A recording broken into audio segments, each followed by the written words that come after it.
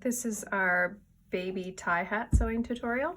You'll need to cut 2 hat pieces and 1 band piece. We're gonna first start by pressing our band piece in half. Make sure that it's wrong sides together and you're matching that long edge. You're matching those notches together, and then give that a good press.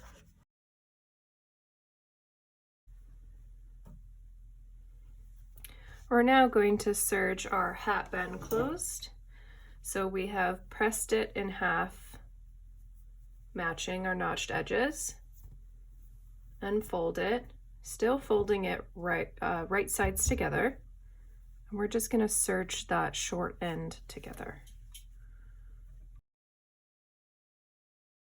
Now we're going to place our hat pieces on top of each other. And we're going to serge all around the hat, leaving the bottom open. You can use pins if you like.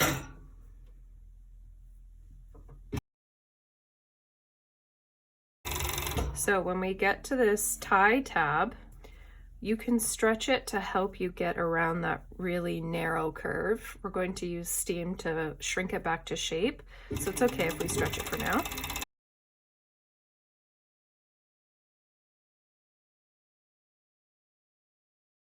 Now we're going to give our pieces a good steam to shrink them back to shape. When we do serge, we naturally stretch the seam a little bit, so I like to give a good amount of steam to help that shrink back to shape. Now flipping our hat band wrong sides together, so the right sides are going to be facing out. One of my tips is that I like to face my seam allowances in different directions, so that when we go to serge it on, it creates a less bulky seam. And give that a good press and steam.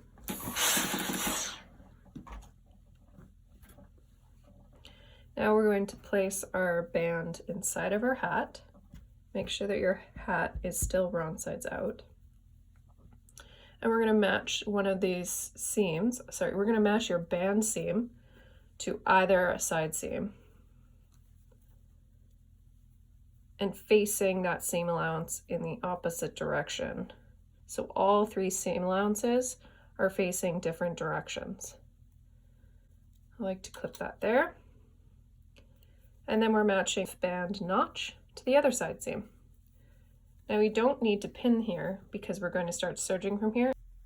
So starting from that band notch and the opposite hat side seam, just going to serge our band on. Don't want to stretch your fabric too much, so make sure that you're not pulling it.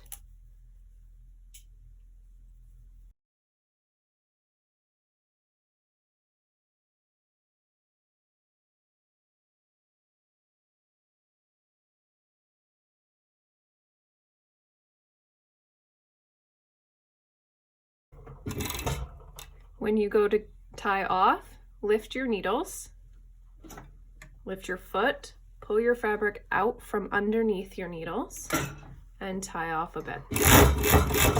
I'm going to give this a good steam to shrink that seam back to size. If you do have a pressing pan, go ahead and use it.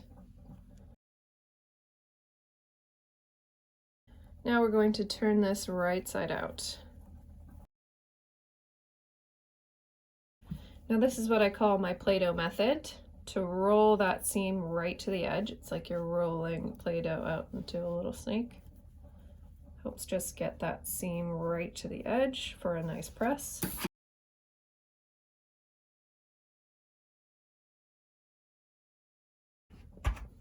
And we're going to press our seam towards our hat. So this is where our pressing hand does come in handy. If you don't have one, that is totally fine. Make sure that you're not pressing down too hard with your iron because you could potentially burn your seam into your fabric. I'm pressing very lightly but using a lot of steam.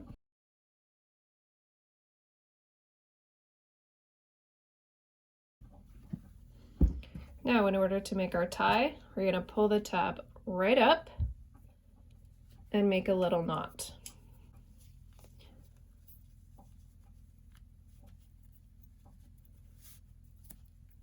Doesn't matter if you stretch it because we're going to steam this back to shape.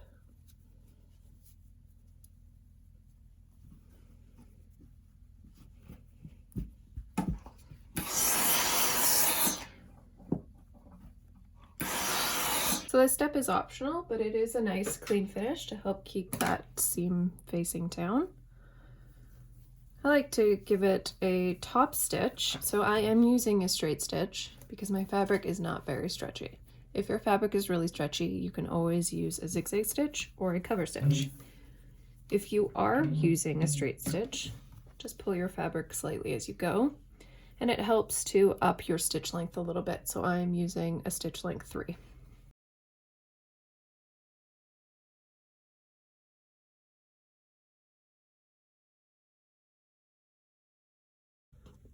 So if you've done that top stitch, we're going to give it a good seam to shrink that back to shape. If you do have a pressing hem, you can slip it in and press it very lightly on the outside.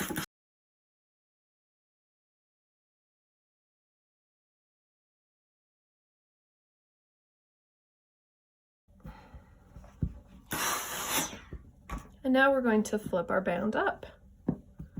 So flipping up just below that seam,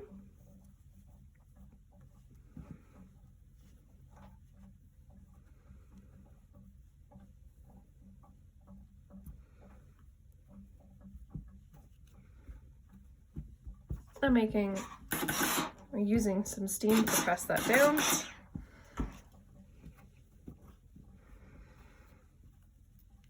Her hat is a little short, so I'm just going to move my knot up.